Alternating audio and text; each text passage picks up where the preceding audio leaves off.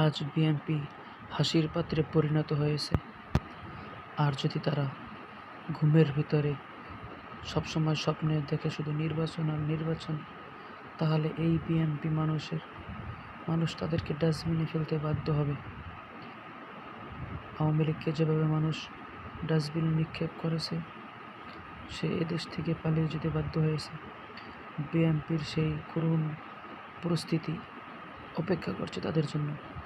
আজকে যে হারে তারা পাগল, অনেকটা বলা যায় মেন্টালের কাছাকাছি চলে গেছে। এটাই বোঝা যাচ্ছে তাদের ভবিষ্যৎ কোথায় গিয়ে ঠেকবে।